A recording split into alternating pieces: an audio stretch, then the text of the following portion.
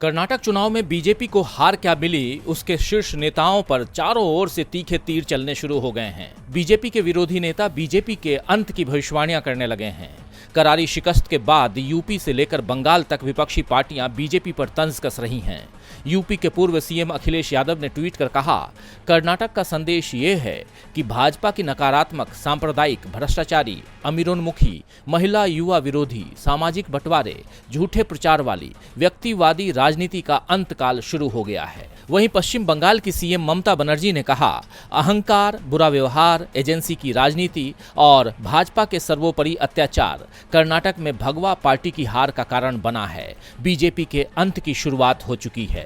वहीं बीजेपी की ओर झुकाव वाले बीजू जनता दल के मुखिया और ओडिशा के सीएम नवीन पटनायक ने भी बीजेपी पर तंज कसा है।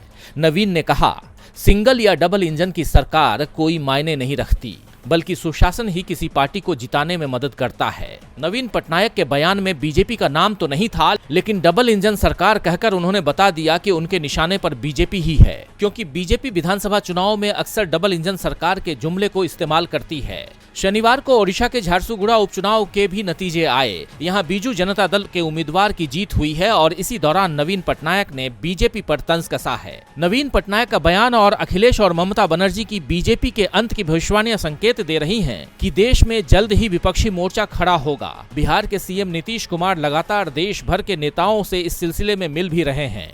हाल ही में उन्होंने नवीन पटनायक से भी मुलाकात की थी। तब ये कयास लगे कि नवीन भी बीजेपी विरोधी मोर्चे में शामिल होंगे। इस बीच नवीन पटनायक ने पीएम मोदी से मुलाकात की थी, जिसके बाद उन्होंने कहा था कि तीसरे मोर्चे की कोई संभावना नहीं है। बीजेपी अगले साल ओडिशा में फिर अकेले चुनाव लड़ेगी, लेकिन अब नवीन पटनायक के तंज से नई सियासी रणनीति के इशारे मिल रहे हैं। डीबी लाइव की रिपोर्ट।